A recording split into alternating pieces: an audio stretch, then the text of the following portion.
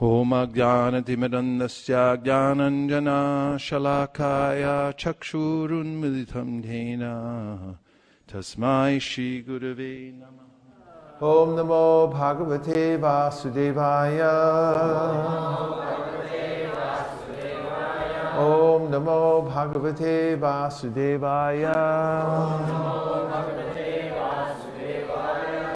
Om Namo Bhagavate Vasudevaya. Narayanam Namaskritya Naram Chaiva Narottamam Devim Sarasatim Vyasam Tato Jayamudiraye. It's a verse offering obeisances to Narayan Rishi, which is actually the place that Lord Krishna, when he was leaving the planet, asked Uddhava to go, because there were many great sages there who were worshipping Narayan Rishi, and they hadn't heard the message of the Srimad Bhagavatam. So Krishna asked Uddhava to go there. That's one of the reasons that he couldn't stay and instruct Vidura. And so we offer our respectful obeisances to Narayan Rishi. Narayanam Namaskritya Nanam Chaiva Narottamam Devim Saraswatim Vyasam, and the goddess of learning, Saraswati. Tato Jayam Udirayat. And then this Bhagavatam, Tato Jayam Udirayat, means it's our very means of conquest. So someone may wonder, what is the fundamental practice through which one can cross over the ocean of difficulties, this material world? And there it is, by hearing the Srimad Bhagavatam in the association of devotees. So today's verse is the first canto, and it's the 5th chapter. And this is entitled Narada's Instructions on Srimad Bhagavatam, and it's one of the most important chapters in understanding the scheme of the Srimad Bhagavatam and how this conversation got started in the first place. And we have a discussion between Narada Muni and Srila Vyasadeva. So Srila Vyasadeva in this chapter is lamenting. He doesn't feel quite satisfied. And he's been performing his service quite diligently. And in that moment of need, his spiritual master, Narada Muni, appears. And the discussion begins because Srila Vyasadeva is trying to ascertain why he doesn't feel satisfied. So Narada Muni is beginning the discussion very expertly to give Srila Vyasadeva direction on how to improve his service. So we're on the 5th verse today. I'll read the English leading up to the 5th verse. First verse says, Sutta Goswami said, thus the sage amongst the gods, Narada, comfortably seated and apparently smiling, addressed the rishi amongst the brahmanas, Vedavyas. Addressing Vyasadeva, the son of Parashara, Narada inquired, are you satisfied by identifying with the body or the mind as objects of self-realization? Your inquiries were full and your studies were also well fulfilled. And there's no doubt that you have prepared a great and wonderful work, the Mahabharata, which is full of all kinds of Vedic sequences elaborately explained. You have fully delineated the subject of impersonal Brahman as well as the knowledge derived therefrom. Why should you be despondent in spite of all this, thinking that you are undone, my dear Prabhu? I'm going to move up. It's roasting right behind me.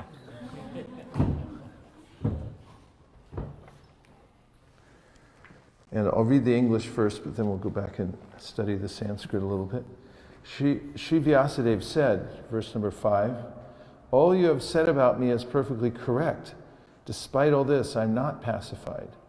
I therefore question you about the root cause of my dissatisfaction, for you are a man of unlimited knowledge due to your being the offspring of one Brahma, who is self-born without mundane father and mother. I'll do the word for word. Vyasa, Vyas. So Vyasa is a title. It means the one who divides or edits. So Vyasadeva is a title of the one who does the work of separating out the Vedas in ways, especially as it's described in this first canto, that people of the world can assimilate it and be able to take advantage of the knowledge. Uvacha, said. Asti, there is. Eva, certainly. Me, mine. Sarvam, all. Idam, this. Tvaya, by you. Uktam, uttered. Tatapi, and yet. Na, not. Atma, self. Paritushyate, does not pacify. Excuse me. Does pacify. Me, unto me. Tat, of which. Moolam, root. Avyaktam, undetected.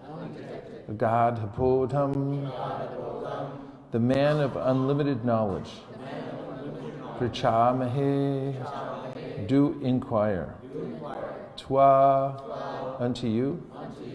Atmabhava, self-born.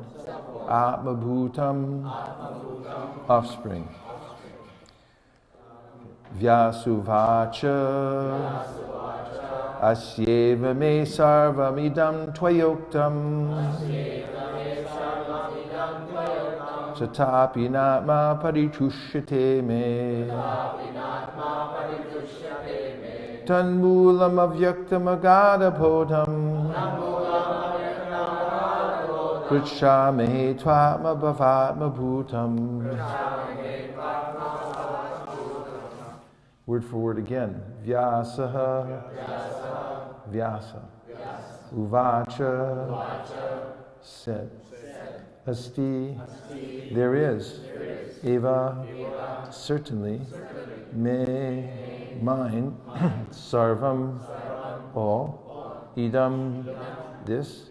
Tvaya, by you. Uktam, uttered.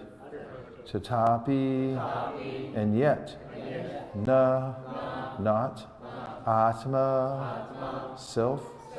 Paritushyate, does pacify. Me, unto me. Tat, of which. Moolam, root. Avyaktam, undetected. Agadapodham, the man of unlimited knowledge. Prachamahe, do inquire. Twa, unto you. Atmabhava, self-born. Atmabhutam, offspring. Translation. Sri Vyasadeva said, all you have said about me is perfectly correct. Despite all this, I'm not pacified. I therefore question you about the root cause of my dissatisfaction. For you are a man of unlimited knowledge due to your being the offspring of one Brahma who is self-born without mundane father and mother. Please repeat. Sri Vyasadeva said, all you have said about me is perfectly correct. Despite all this, I'm not pacified. I therefore question you about the root cause of my dissatisfaction. For you are a man of unlimited knowledge. Due to your being the offspring of one Brahma who is self-born without mundane father and mother. Purport. In the material world, everyone is engrossed with the idea of identifying the body or the mind as the self. As such, all knowledge disseminated in the material world is related either with the body or with the mind. And that is the root cause of all despondencies. This is not always detected, even though one may be the greatest erudite scholar in materialistic knowledge. It is good, therefore, to approach a personality like Narada to solve the root cause of all despondencies. Why Narada should be approached is explained below. Vyasuvachasteva me sarvavidam tvayoktam tatapi nama paritushite me tanmulam avyaktam agadabodham prichyamahe twatma bhavatma bhutam. Shri Vyasadeva said, "All you have said about me is perfectly correct. Despite all this, I'm not pacified. I therefore question you about the root cause of my dissatisfaction, for you are a man of unlimited knowledge due to your being the offspring of one Brahma, who is self-born without mundane father and mother."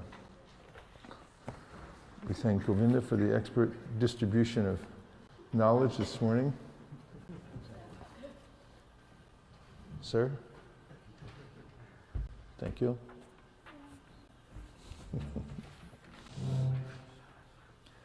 And this conversation is important because it's between two self-realized souls. Of course, Srila Vyasadeva is known as the literary incarnation of God, and Narada Muni is known as the incarnation of the Lord's Bhakti Shakti. So when they have the conversation, as is mentioned throughout the Bhagavatam, when two great souls come together for such a conversation, it's important to be there to listen. And the benefit we get from Srimad Bhagavatam is we're actually able to be there and listen. This is the power of the revealed scripture, that we can hear from the great souls and hear the conversations between them. It's a place that you definitely want to eavesdrop and find out what they're thinking and saying. So in this section of the Bhagavatam, we're finding that the dissatisfaction of Srila Vyasadeva leads to a breakthrough that invokes Narada Muni's instructions about the Srimad Bhagavatam, and very specifically how to solve the problems of life. And so we find normally in our lives that we come across frustrating circumstances. Do we not? Yep. I don't know if we even come across them. It's more like we're amongst them at all times. Right. It's not that they ever stop. And Srila Prabhupada writes in the second canto of the Srimad Bhagavatam that frustration is the door to enlightenment, because if we were categorically the same as matter, then we wouldn't even notice it. But because we're of a different nature, or different category of energy altogether, it's very difficult for us to relate to matter. And it is always frustrating to us. So Prabhupada points out in the second canto of the Bhagavatam that this is a sign that we don't belong to this category of energy, that we're something else. And as it turns out, we're an energy that's superior to matter. Krishna says in the Bhagavad Gita that there are different categories of matter. First, in the seventh chapter of the Gita, he says, Bhumir apo analo vayu kamano buddhirevacha ahankara ityame bina prakritirashtada.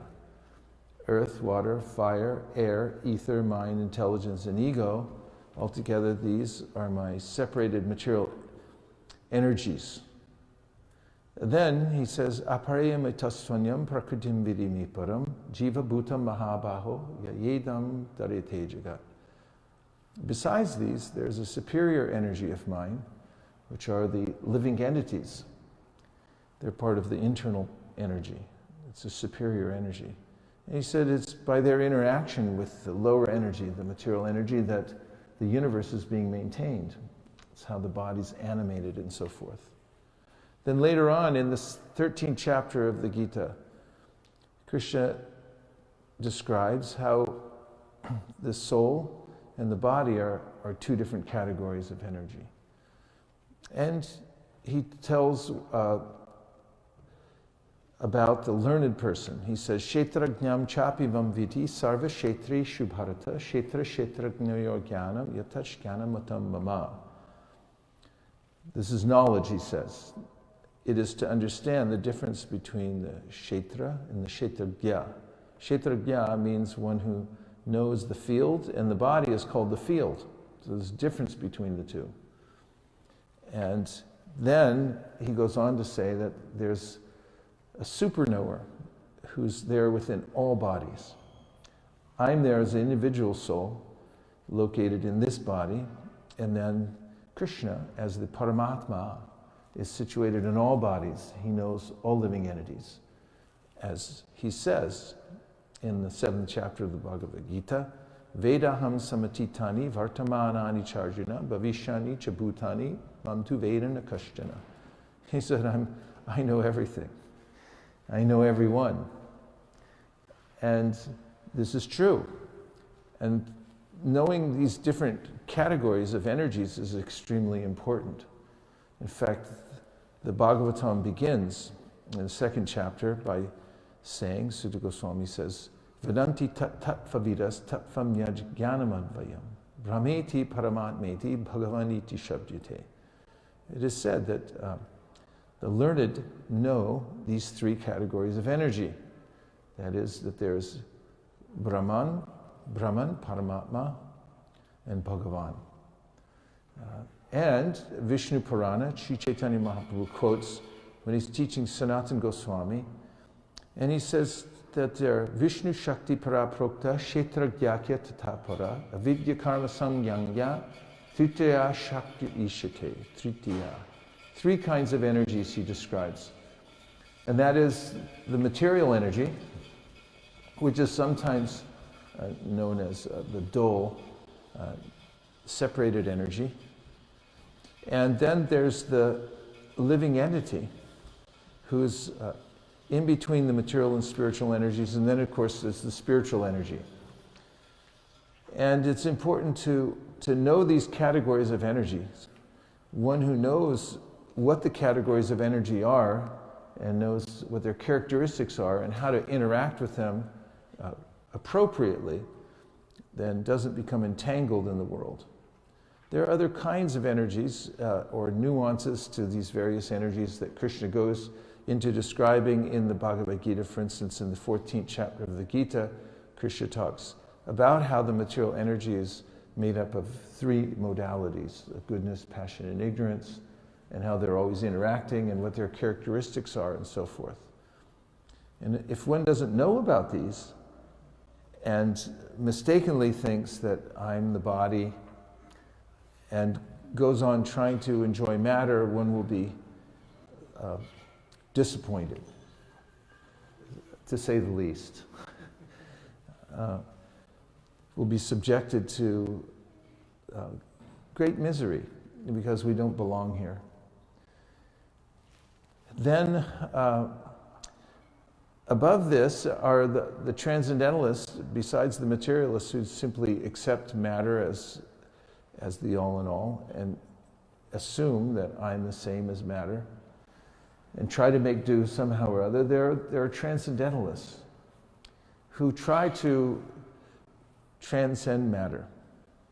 However, even they, when they are lacking the nuance of knowledge about the categories of spiritual energy, as I mentioned before, Vedanti tattvavidas, the knowers of the truth, know that there's a Brahman, Paramatma, and Bhagavan. Brahman is the all-pervading effulgence of the Supreme Personality of God. And Paramatma is the localized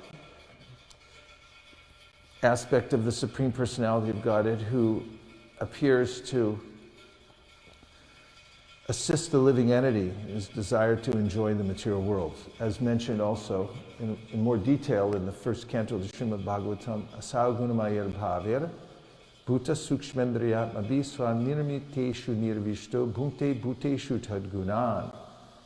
This Paramatma comes to assist the living entity by fulfilling all of his desires. And he accompanies the soul through all the different species of life in the material world. And then there's Bhagavan, or the Supreme Personality of Godhead. So if one is a transcendentalist, we find out later in this chapter, and doesn't know Bhagavan, and doesn't give one's attention to Bhagavan, who is the root of the Paramatma and the Brahman, then one will fall short in one's spiritual practice. Naishkarmyam apyachuta bhava varjitam nashobate jnanam alam niranjanam kutak pudash chashvara bhadramishvarena charpitam karma yadapyakaranam. This Narada Muni is instructing Vyasadeva in this chapter that even if one comes to understand that I'm not this material body, I'm spiritual, different from the category of energy that is surrounding me.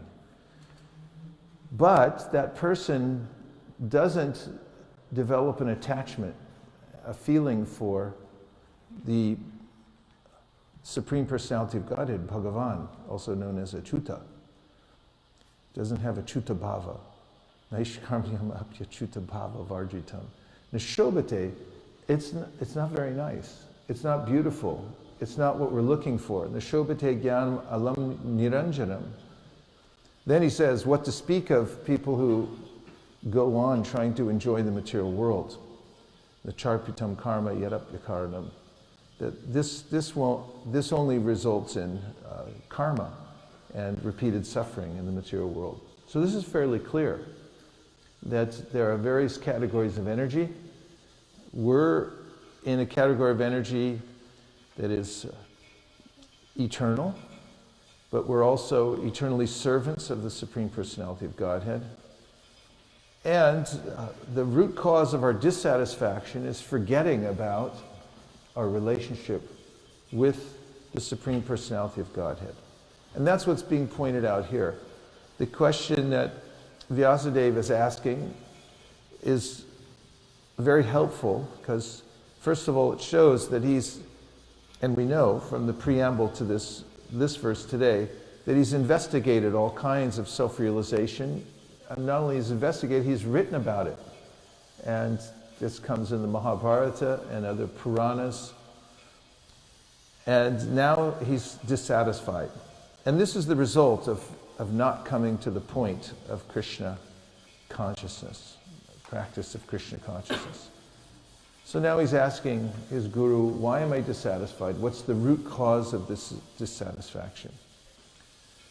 And so Narada Muni is going to give the answer in this chapter that you haven't focused your attention, or rather he's addressing Vyasadeva, whose responsibility it is to teach spiritual principles to the world.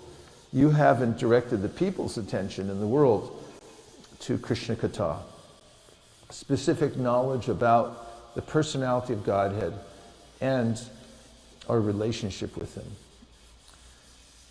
That's what will solve the problem that you have, which is dissatisfaction.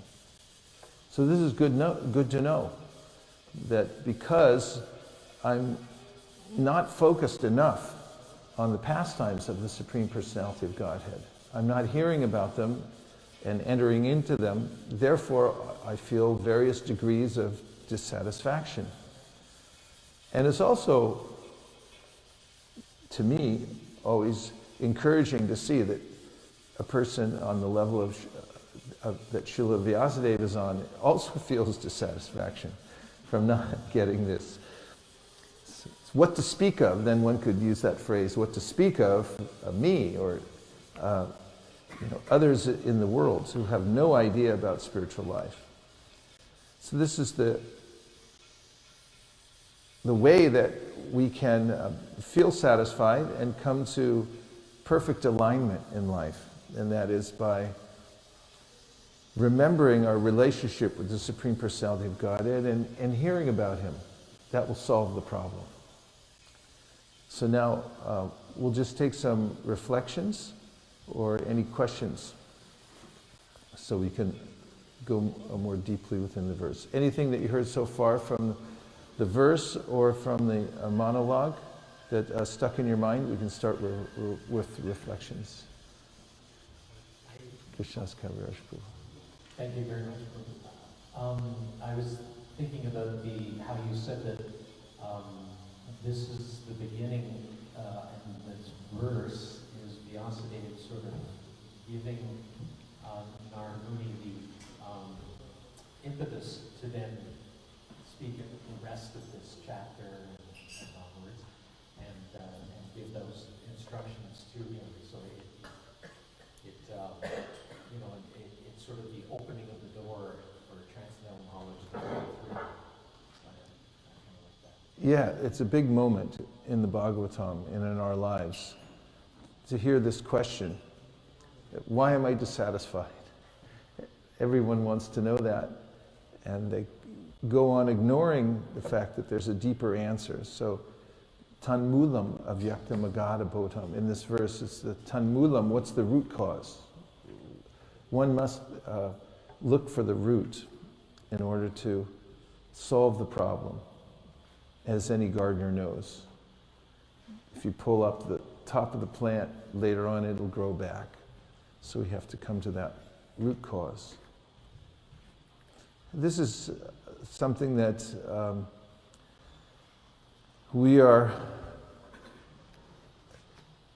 it's necessary to come to that understanding. Where should we give our energy? Because there are many activities that we can perform in this life, and they seem like they should be successful. For instance, one may work very hard to earn money, to stay independent and protect oneself. But later on in the chapter, Narada Muni says, really, this is kind of a waste of time, working really hard to maintain yourself. And he says why. It's very logical also. Tasyaiva heto prayate takobito na labhyate yad brahmatamu pariyata talabhyate dukkha varanyata sukham kalena sarvatra gabhira ramhasa. He says that you're going to get what you get anyway. So why are you working so hard? And the reason he gives is because we're allotted a certain amount of happiness and a certain amount of distress due to our previous activities. Just like if you're in a financial situation now, right? Anyone? I mean, I didn't mean that in a negative way, but when you say it, everyone's in some financial situation because the society we live in demands that we have some funds in order to live and so forth. But why are we in the situation we're in now? Can anyone say? Financially.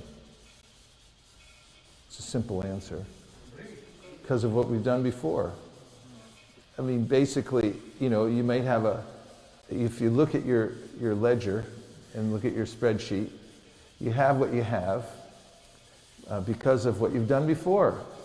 I know people who have taken out very gleefully, taken credit cards and then spent on them, and then they find themselves in a situation where they owe money, to put it simply, and they owe a lot. In fact, there's a lot of people that are in credit card debt, and it's really difficult for them to get out of it. There are financial counselors that help people get out of this debt, because what happens to people is they get in this cycle of debt and they can't pay it off, and they're also paying high interest rates on their credit cards. And so they can never catch up quite. And so similarly, everyone who lives in the material world is spending. by enjoying. It's not our stuff. We don't own anything, and if you use it, you got to pay for it. Have you ever checked into a hotel or a motel, and they have what's called a little mini bar? Not a little mini bar, if that's redundant. It's a mini bar. Have you ever seen that? Yes. They have things like potato chips, cookies, alcohol, nuts, Coca-Cola, all the stuff you got to have. And if you take it, you might be like really hungry and you think, oh, I got to have this, and you'll take it. Someone will take something from the mini bar. Later, it's not free. They come in later and they'll look and they see how many bags of potato chips, how many Coca-Colas did this person take, and you look at the bill. It's expensive. It costs a lot. When you're eating it, you think like, oh, what the heck? I'm hungry. I got to have this. But that's the material world. It's like a big mini bar, and whatever you take, it's not free, and so this is called karma.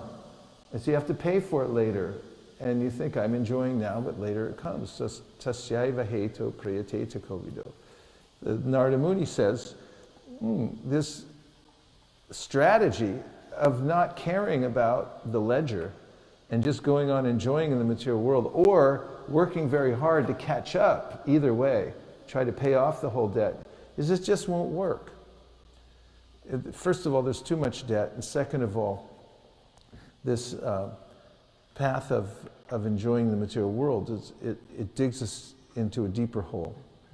So, tasyaiva heto prayateta kovido nalabhyate yad brahmatamu parida. And also, no matter what we do, even if we're perfect citizens, we don't take at the mini bar, you'll get charged for something else. There's a basic cover charge just to live in the material world as it is, that is very difficult to pay back. And so the other thing is, it's as if we stopped at 1,000,000 different hotels, and we took from so many mini bars that we don't know how much we owe. I mean, Krishna knows, and the material energy knows, but we have no way of knowing it. We have no way of catching up with the debt. We pay off some of it, and others will come and claim, no, he came through Cleveland, Ohio. He stopped in 3 places, and there's a record of it in the material nature. That's why in the Gita, Krishna offers us a plan, financial plan. He says, Sarva dharman parityaja mamekam sharanam vraja. It's like, you'll never figure out how many hotels you stayed at, how many mini bars you raided, and you owe for that. And look, you'll never get out of it, so I'll take care of it. I'll cover the tab. But you surrender to me, and just take shelter of me. Krishna's so kind. He's offering, just come to me, I'll take care of it. Stop all this nonsense. That's what he's saying. Sarva dharman parityaja. Give up all the nonsense. Stop wandering around doing stupid stuff. And just come to me and be sober and enjoy life in devotional service. Then, I can take care of this if you stop horsing around. So don't horse around and take shelter, and I'll take care of your debt. So Narada says, Tasyaiva heto prayateta kovido nalabhyate tad brahmutamutari. A learned person, a person who becomes kavi, knows this. This is real knowledge. And therefore, he tries for a spiritual advancement, because there you can actually become exalted, and you can really make some progress if you try for spiritual advancement. The material endeavors that we have the Shastras suggest that you do just what you have to do. Don't get more entangled than you have to.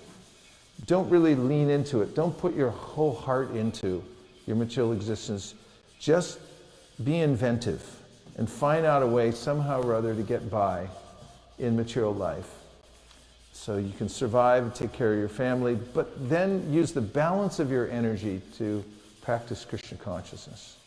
And Narada Muni goes on to say that if you do that, you'll never lose. Tyaktva sudharmam charanam bhujam harer bhajana pakvota patettato yadi yatra kwa babajram abuda mushakim ko varta apto bhajatam adharmata. No, I blew that last line. Tyaktva sudharmam charanam bhujam harer bhajana pakvota patettato yadi yatra kwa babajram abuda mushakim ko varta apto bhajatam. So last word? Bhajatam adharmata. So he says, if you give up trying to perfect your material existence, or just working hard to pay off the debt that you owe in the material world, you have a material occupation, and let's say that you take a risk to take the devotional service by not putting your full attention into that process of trying to perfect your material life. He said even if you fail, you're better off because you tried spiritual life. Then if you leaned into your material life and you were successful and you didn't take that risk for spiritual life. So that's how important it is, Narada Muni's bringing out. And so he enumerates on the root cause. What is the root cause? And then he gives a lot of logical reasons why we should focus our attention on Krishna Katha and the practice of devotional service. A couple more reflections.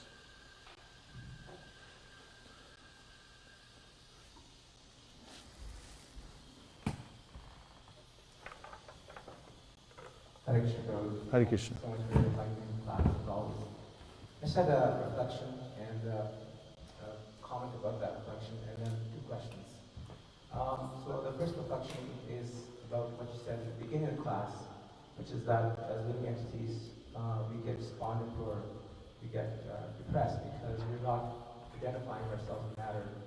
We're not part of this matter of a higher energy. So I found that very interesting, as you said in the class. So the question I have is, because we are not part of this material energy or this pure energy, does that mean that as we know that we're originally part and parcel of the Supreme Lord, does that allow us then to be able to make it easier for us to preach to other people that, because we're part and parcel and we're not part of this material energy, you're Nitya-Siddha Krishna Prema, is that aligned with that initial statement that we're not part of this material energy? That's my first question. That because we're Nitya-Siddha Krishna Prema, we all have this Krishna consciousness somewhere deep inside our hearts, somewhere embedded deep inside, like many lifetimes has been covered with dust. Is there any connection with that statement initially in the Bhagavatam? And my second question is... Well, wait, let me answer the first one because I'll get confused. I'm already confused, but I'll get more confused. Yes, the potential is always there. Otherwise, why would we try? We don't preach to dead stones because a dead stone won't respond. But miraculously, the living entity, especially in human form, or almost exclusively in human form, unless you're Lord Chaitanya, is capable of responding to a benevolent presentation of Krishna consciousness, because they always have that potential eternally. And it's the preoccupation of the Vaishnavas to think how to revive that original consciousness of the living entity. And we also know that the living entities are very susceptible to their environment and what they're told. And really, they're very trusting in a lot of ways. I was thinking about how we trust. Somebody hands us, like I was on the airplane, they were going around handing out things, and people just take it and eat it. I didn't eat it because I didn't trust. We brought our own stuff. But still, it's kind of natural. Everyone just trusts what they get. And they also, when they hear something, living entities. They're very susceptible to what they hear. That's why all over the airports and everywhere else in Toronto, there's big signs up telling little jiva what to do. It's like, take this, eat that, go here, buy this. Because little jiva, is kind of susceptible, can look here and there and find it. So the Vaishnavas know this, and that amidst this chatter that's there in the material world, telling the living entity, take all kinds of things that aren't good for you, the one voice that's really important is trying to coax little jiva into taking Krishna Katha and Krishna Prasadam. And so the devotees do that, and they try to find out ways in which they can accommodate the living entities, because it's not such an easy thing. It's not that if you just broadcast the holy name, then automatically people will be able to find their way back to Godhead. In fact, we see that it takes a Herculean effort to bring one person back to spiritual life, just to come to the platform of Nishta, of being steady in their devotional practice. We require a network, and we require a set program. I mean, we have these communities, really. Prabhupada knew this. He knew, yes, we have to distribute knowledge, mass distribution of knowledge. We have to go out and teach people the process of Krishna consciousness through the transcendental literatures we have, and also through the chanting and so forth. But they also have to have a group they can come and be part of. Because, yes, we have that dormant Krishna consciousness within us, and it can be awakened, but we also have to contend with our material life. That's a big contention. We have obligations to fulfill. Any of you have any obligations? Today even? Anything you got to do? What to speak of for the rest of your life? I mean, there's all the time in our minds, we have this juggling process going on. How am I going to deal with this? How am I going to deal with that? And it's very pressing. And people are extremely pressed. And therefore there has to be a comprehensive means to help people come to Krishna consciousness and then be able to assimilate it according to their position in life.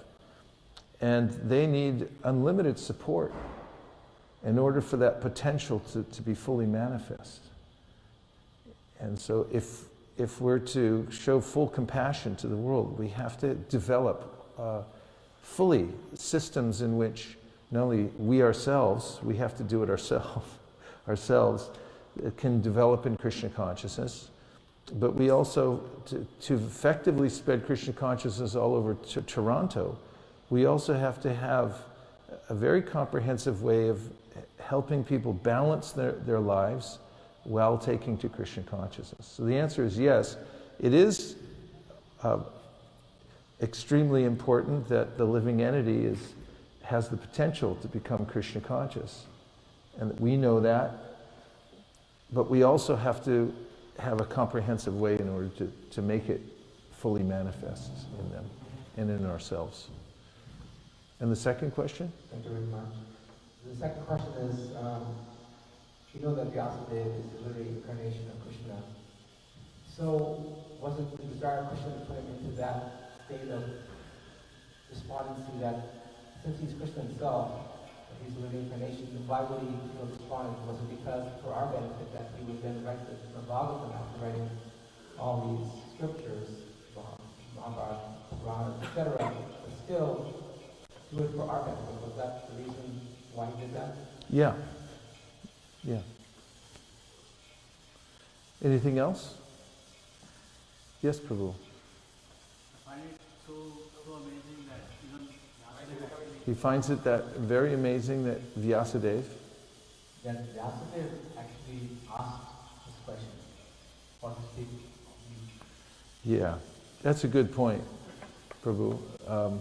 And it also indicates how important it is for us to be vulnerable and to let ourselves, to expose our weaknesses in Krishna consciousness.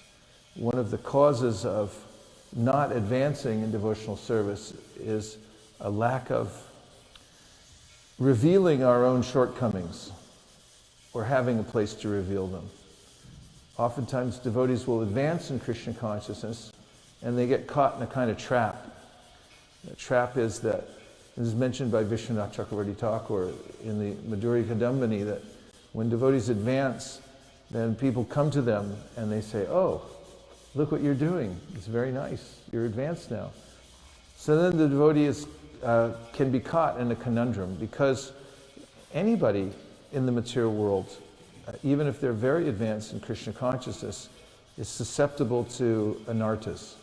They come from all over the place. In fact, the Shastra says again and again that, like Supada Mulam Bhajata Priyasya Tyaktanya Bhavasya Hare Priyasaha, that vikarma or anarthas, they can bubble up from anywhere. Who knows where they come from? They just, previous lives and so forth. And we're susceptible to that all the way up until the time that we're able to see Krishna face to face and we develop pure love of Krishna.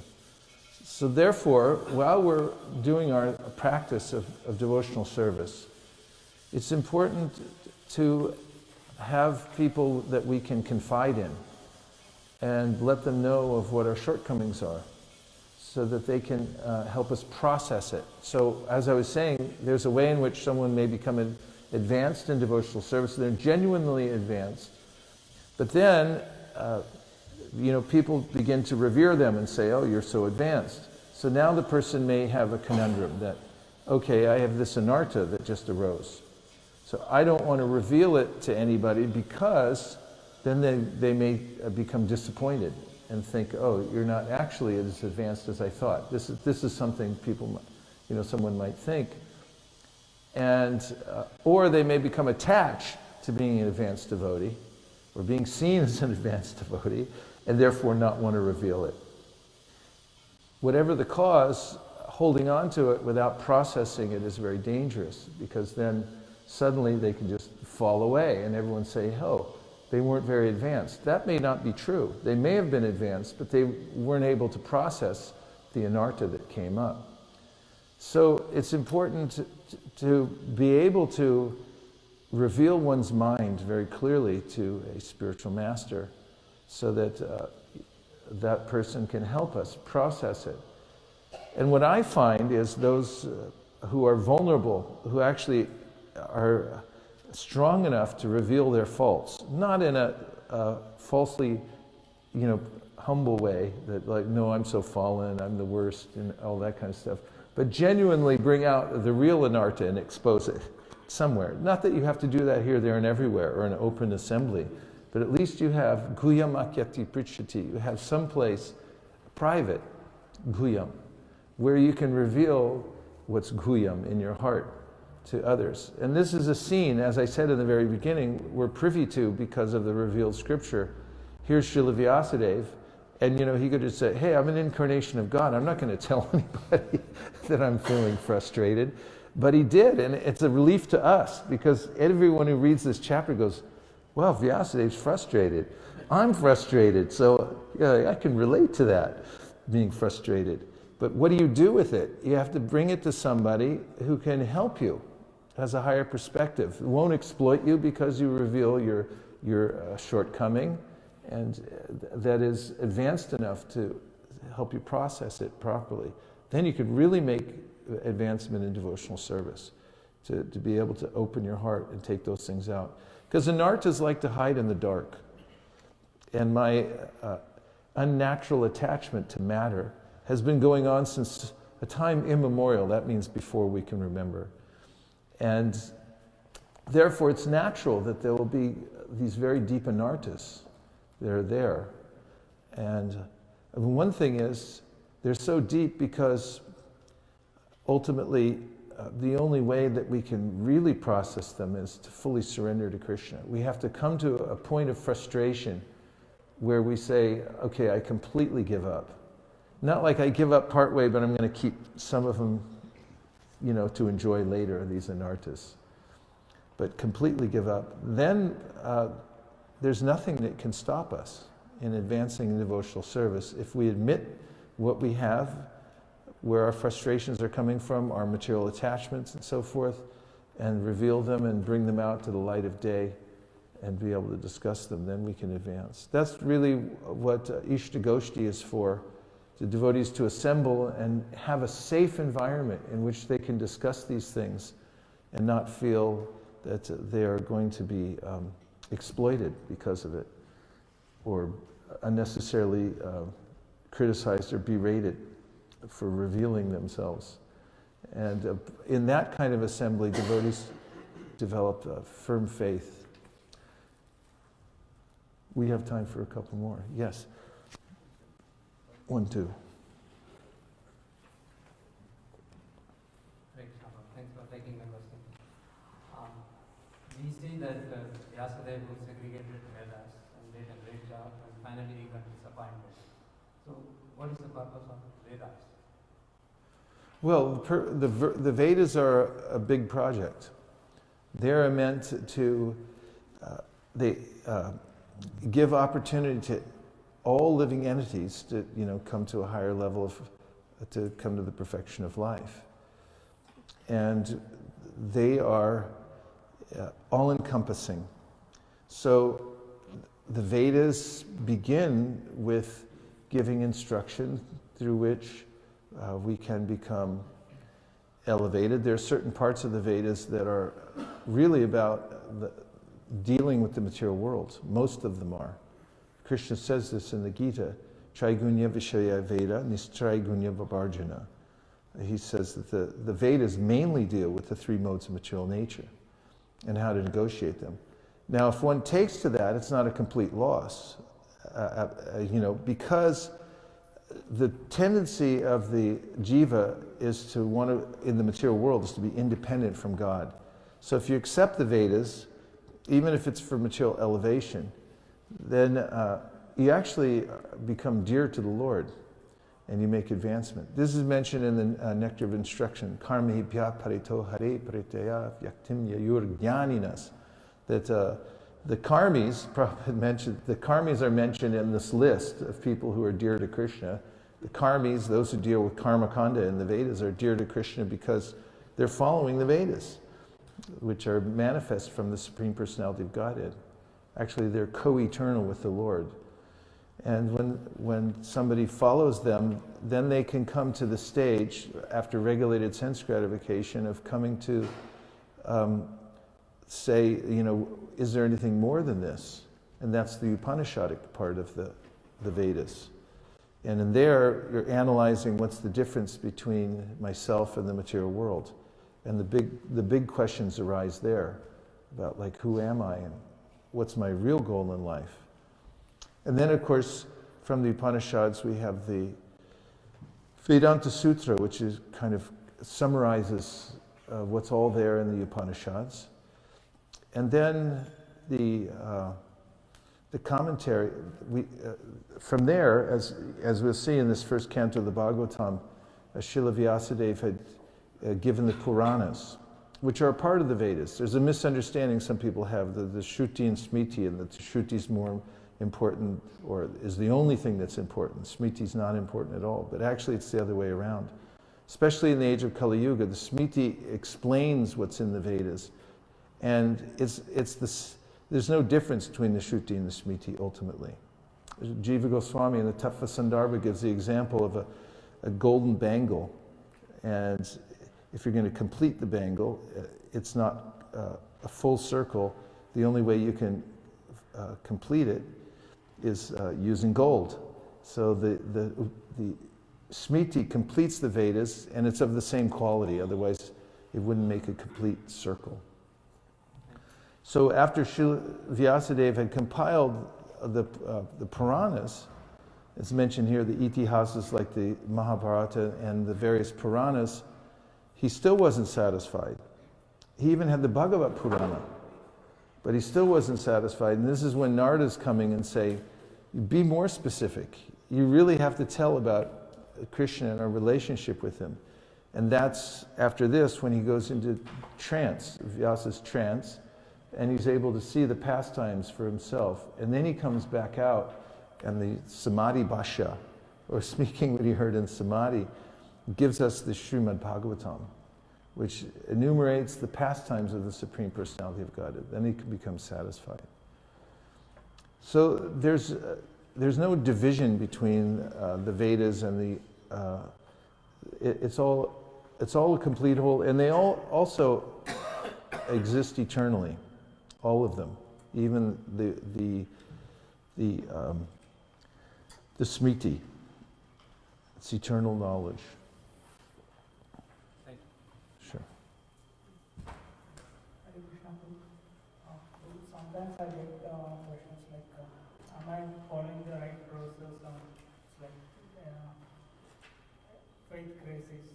In that case, Sometimes you get questions from people saying, am I following the right process? Which kind of people are these? Like people in devotional service, are you saying? I get from myself, like, sometimes I get the questions in my mind, okay, am I following the right thing? Well, what are you following?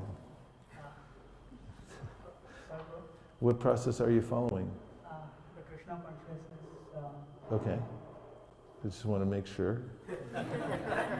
Okay, Krishna Consciousness, you're following Krishna Consciousness process, but sometimes you get questions in your mind that say, am I following the right process? Sometimes, yeah. Yes? Like in that case also I have to reveal the things, like you said, an advanced devotee if he gets something. Oh, yes, I see. So maybe you have doubts and you have to reveal them.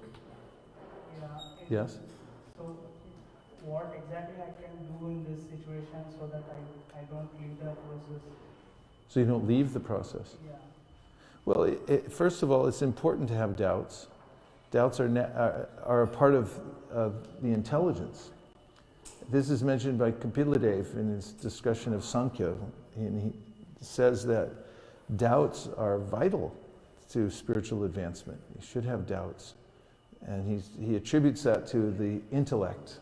That's what the intellect does. It looks at things and says, is this real or not? If you don't have a testing process, then how will you come to a siddhanta, or perfection of knowledge? Siddhanta means not just what something is, it also means what it isn't. It's very precise. Siddhanta bholya chitana kara alash iha hoite Krishna lagi shudrid manash. The Kaviraj Goswami says in the Chaitanya Charitamrita that don't be lazy about trying to find siddhanta. You should ask. You should inquire. Bhagavatam is full of questions. Parikshit Maharaj is constantly asking Shukadeva Goswami, what about this? What about that? Yeah, you said this, but what about that? So you shouldn't be shy. You have to be respectful, and you have to come to the point of, but you have to ask questions and have doubts. And the process of advancing in devotional service really is finding a place, especially people or a person who can remove your doubts.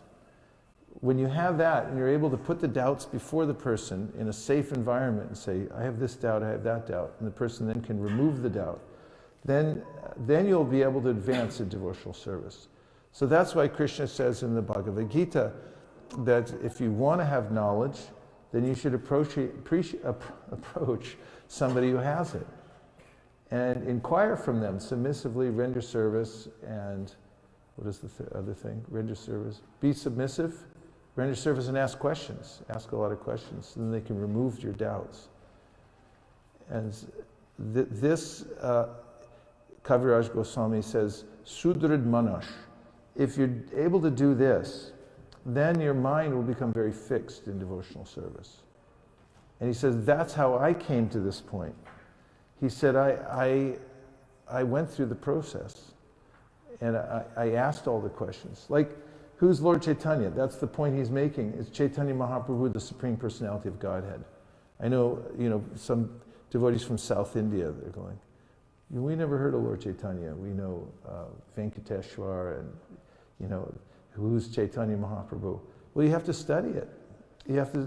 That's why we have extensive literature. It's not some sentimental movement, but the science is there in the Bhagavatam and in the Chaitanya Charitamrita. So it's really important to study the Shastras Especially, you should read Bhagavad Gita very carefully, and the Srimad Bhagavatam.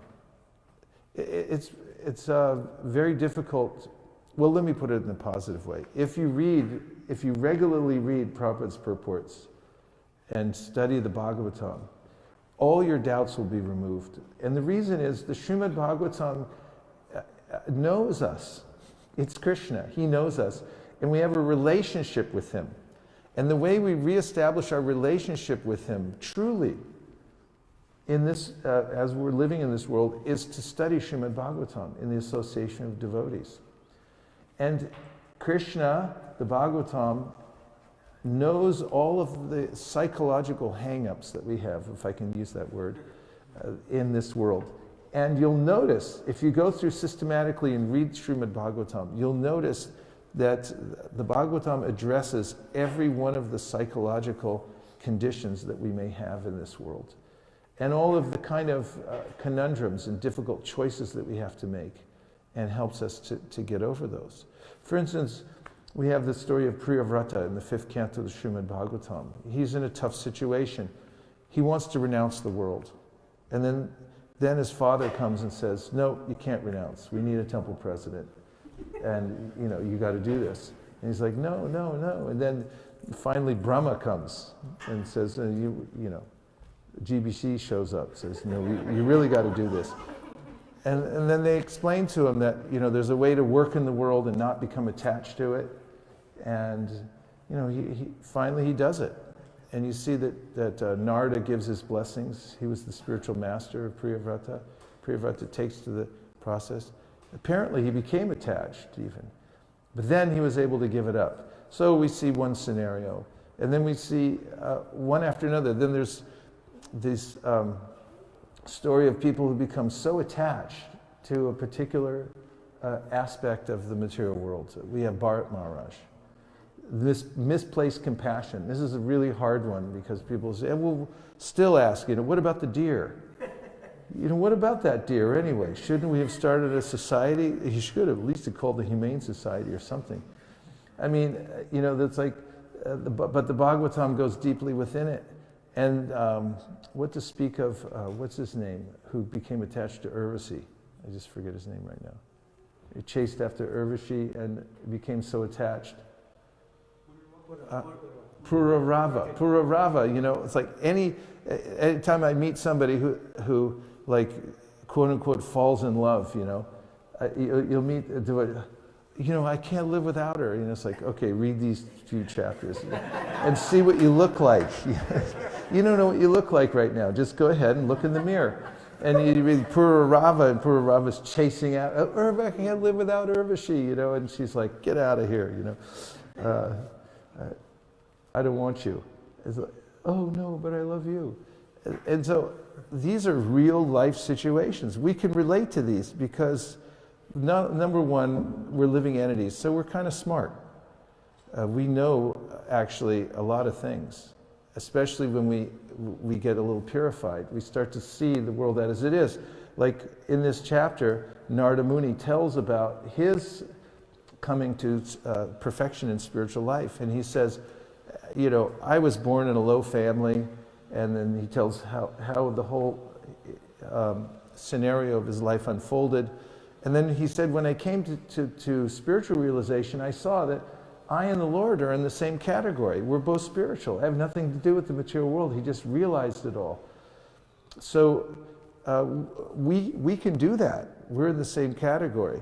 It's just how to overcome all the myriad psychological hang-ups that we have and that attach us to matter. The Bhagavatam's the solvent, and you have to pour it in. You have to hear the Bhagavatam regularly, and you have to hear it a lot too. And so that's what this is saying. This chapter is saying, if you're feeling dissatisfied, you're not hearing enough. It's not that devotional service doesn't work. It's not the wrong process. It's the right process. And you'll find that out too if you study the Bhagavatam carefully in the Association of Devotees. 2 years ago, every year at Govardhan we have this yajna that we do where we read 5 hours a day Bhagavatam. And We just finished recently, actually. We read the whole 5th, 6th, and 7th cantos over the period of a month. But the year before, I'm thinking, we read the 3rd and 4th canto. And there's so many very direct, very precise teachings in those books. There was a brahmachari that was there listening. And Bhagavatam does such intimate or a very intricate surgery to remove all our misgivings. And all of our misgivings means I'm attached to the material world in all these various ways, very particular ways. The Bhagavatam knows what they are, and therefore helps to take us out. So after listening to the 3rd canto especially, very pointed discussions about the ways in which I become attached to the material world. And so Brahmachari listens to the whole Bhagavatam, 3rd canto.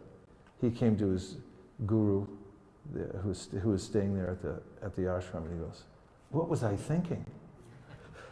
Meaning about being in the material world in general for all these for all these lifetimes. That was his comment. It's like, what was I thinking? And this is the revelation one gets from revealed scripture, if you hear it. So Prabhupada used to tell us, these books aren't just for selling. You actually have to hear them, and for long periods of time. And the more that you can lean into it, or at least have a regimen where every day you hear something, that, if you can do that, then you'll find that your spiritual health will improve. We're advocating spiritual fitness. You have to become spiritually fit. You know, when you're trying to get physically fit, you know, it can be elusive, because people all the time, you know, they think, they go out and they buy a fitness video. And while they're eating their cornflakes in the morning, they're watching the fitness video and moving the spoon, and they think, yeah, I'm working out. And it's like, why am I so fat and, you know, out of breath and stuff like that? I got a fitness video. So you actually have to go walk around the block at least. I mean, you got to do something. Otherwise, you're not going to get fit. And in spiritual life too, yes, we have these books. All the information is there. But unless I apply it, and the more I apply it, and, you know, be a little brave. Tyaktva sudharmam sharanam bhujam. Narada's pushing us, said, don't be afraid, jump in there. Get in, and try it. Go deeper. Then, unless I try to go deeper, I'm not going to break through.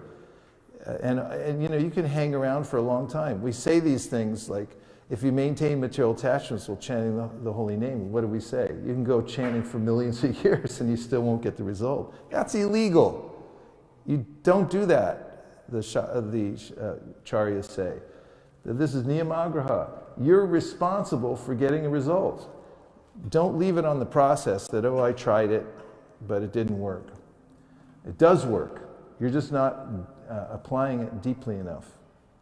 There was a book, and I have no idea what it's about. I think it was about women, you know, stepping up to be more assertive or something like that. It was called Lean In. It's become like a popular book. Like I say, I didn't read the book, but I saw it sitting there when I was getting off a plane 5 years ago. I was walking through the seat, you know, someone had it on their tray, the Lean In, and I thought, yes, that's a good idea, lean in. In fact, Upanishad means to lean in. It means sit up close, really get into it. And in fact, it's described how when Vidura was listening to Krishna and he was sitting there, he was in a very specific, he was leaning in. It's described in the verse itself. He had one arm down on his knee like this, and he had his ear like this. This is called leaning in. So that's what we have to do in order to remove the doubts. In order to, and when we remove the doubts, we'll be able to advance in devotional service. And that brings us to the end of our Sangha for today. You're like the sages of, well, Naimisaranya. But, you know, just seeing everybody assembled here and having time to read Bhagavatam, read and discuss Bhagavatam together is a sign of following the parampara and by doing that, one can recover spiritual health very quickly. Om Tat Sat. Thank you very much. Srila Prabhupada ki, Srimad Bhagavatam ki, Gaur Bhaktivinoda ki, Gaur Premanande, Nitai Gaura Hari Bo, Hari Bo, Hari Bo, Nitai Gaura Hari Bo, Nitai Gaura Hari Bo,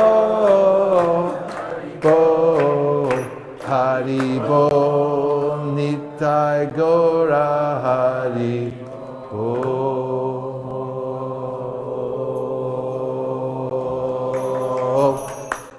Okay, I just want, in choir, when you go like this, you stop all at the same time, and there's a very profound effect you'll see. So everyone stop exactly at the same time, and you'll see what I mean. Are you ready? Yes. Try it one more time. Gaur Premanande, Nitai Gaura Hari Bo, Hari Bo. Hari Bo, Nitai Gaura Hari Bo, Nitai Gaura Hari Bo, Bo, Hari Bo, Nitai Gaura Hari Bo.